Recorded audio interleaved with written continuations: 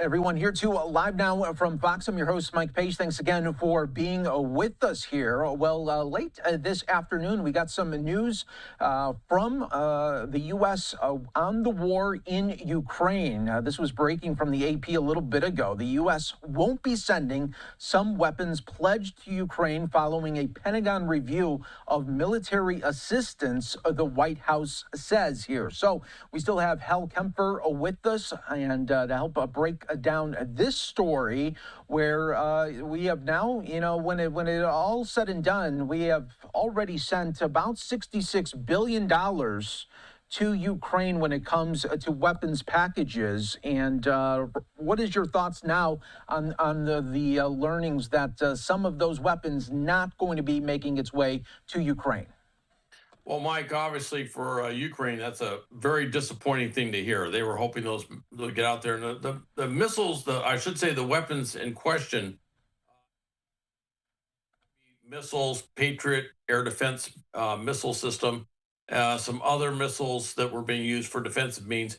And part of it is it's different. You may recall early on in the Trump administration, there was essentially a moratorium, a stoppage of any weapons going in there, and that was used as apparently clearly as a negotiation tool to get President Zelensky and the Ukrainian government to move more closely towards some sort of ceasefire agreement or some sort of agreement with the Russians. And also in the background of that, of course, was the famous minerals deal that was being worked at the same time. Well, with all that said, the Zelensky government moved quite a bit, and it turns out that Putin's government had no sincerity in this. This one looks like a very selective stoppage, and part of it is what we just saw with Iran, where you see a lot of draw on these weapons. We had to use those weapons ourselves to defend our base in Qatar against Iranian missiles. The Israelis have been used a variety of U.S. air defense missiles with defending against Iranians. And then, of course, we're also looking at the Pacific. And I just came from the Pacific. I just came from the South China Sea area. And I can tell you that everybody out there is looking at the potential threat, what could happen out there. And these missiles are high demand and low density. We don't have a very robust pipeline to produce these missiles. And so it looks like a very sincere revision within the U.S. government, the Pentagon, to try and figure out, can we give these missiles to Ukraine as planned? And certainly Ukraine is going to be looking at European countries to see if there's some way to fill that shortfall with other things like NASAM, with the NASAM air defense system, which includes Norway, and see if they can do it that way. But they definitely need them. I mean, we just saw the biggest onslaught of missiles and drones just hit Ukraine a couple of days ago. That was 500 missiles and drones. I mean, it's just massive when you think about what's going on there. But that's a massive draw on air defense weaponry as well. And so, Hal, it's been some time since I've talked to you about the war in Ukraine, and my thoughts here, and what I'm asking you is President Putin playing the long game here in this war? It seems like he's very calculated. He doesn't want any sort of deal, and he wants to continue to put maximum pressure on Ukraine. Just how much longer can Russia continue this war? Well, there's a lot of duplicity in terms of how the Russians have done stuff, and I would say that goes back to the Soviets, and certainly Putin takes a page from the Soviet book on double talk, if you will. He'll say he wants peace in some general sense, but the question you always end up with is that maybe we're misspelling the word peace. He doesn't mean P-E-A-C-E. He means P-I-E-C-E. And he just recently kind of doubled down and talked about, that Ukraine needs to be part of Russia and those maximalist goals that he had out there. And certainly the people around him that kind of are his mouthpieces are saying the same thing. So there's no sincerity on his level of doing anything other than trying to push that maximalist agenda of taking over Ukraine. Now, as far as the war itself, They're making some gains. They have thrown a phenomenal amount of personnel and resources, and they're making very modest gains on the battlefield. But I would just want to say something in case anybody has missed this, because it happened while everything else was going on in the Middle East that was getting all of our attention. Russia has lost over 1 million men in this war. At least 500,000 or more are assessed by British intelligence as being dead. The others are, seriously wounded, maimed, disabled, if you will. That's a phenomenal loss for Russia, and they have a tough time regenerating their forces. They don't train them very well. In fact, there's a very good article out there that kind of goes through Russian history and talks about Russian military and basically says they've always been bad at military stuff. They just throw massive manpower and resources at stuff and kind of bludgeon their way through. But they have a limited capability to keep doing that.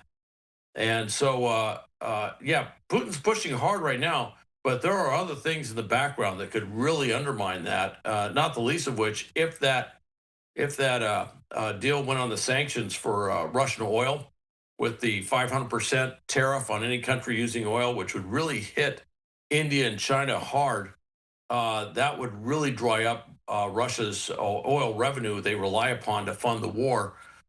So there's a lot of things kind of hanging over Putin's head on this. And so he's pushing really hard right now, but he's not making many gains. He's taking phenomenal losses. Yeah, I mean, that is extraordinary numbers that you just described there on the loss side for Russia. And do you think that they ever thought that they would be in this situation? It seemed like they thought when the beginning of this invasion happened that they were just going to roll right through. They believe their own propaganda, if you will. Look, Russian military and is just permeated with corruption throughout, and you see it in every phase of what they do. You see it in maintenance, you see it in fuel that got diverted, you see it in all sorts of stuff. And so he actually kind of believed, I think, and nobody wanted to tell him any different, that all this money that he'd thrown towards the military actually produced a military that could do something. And they, as we saw when they went in February of 22, they went down the road a ways and then they literally stopped. And part of it was because they'd not been replacing the tires on the vehicles. People had sold fuel from the vehicles in order to get vodka. There was maintenance problems with all the vehicles. The troops were very poorly led, very badly trained. Just a lot of different things, and I don't think they ever thought this was going to happen. Now, with that said, Russians historically have had a high tolerance for suffering. All right. I don't know any way to say it. I know some Russians come back and have kind of pinged me online saying, "What do you mean by that?" Well, what I mean is historically they do know how to suffer. You look at World War II and you look at a number of other things historically have happened, and they seem to be suffering through this one. But I remember very vividly the events that happened in 1990 and particularly 1991. And I can tell you when you saw 89, we saw Eastern Europe, you saw the wall fall in Berlin, and then you saw the Warsaw Pact countries kind of fall like dominoes and kick out these autocratic governments, these communist governments. And everybody's looking at this saying, yeah, but it'll never happen in Russia. And then we saw within a very short period of time, there was an attempted coup by hardliners that failed. And then the next thing you know, there is no more Soviet Union. Well, things can happen. And when they happen, they go fast. And there is a saying, dictators and autocrats look invincible up until the last 5 minutes. And then everything changes really fast. So that's the fear that Putin has, is he needs to push now because he knows at some point his future could look very similar to Ceausescu in Romania or Gaddafi in Libya or something like that. So he's pushing hard now, but he knows there are some fundamentals that he can't escape from. Yes, so true. And Hal, who are some of the main European allies that could step up and help Ukraine with some of these weapons?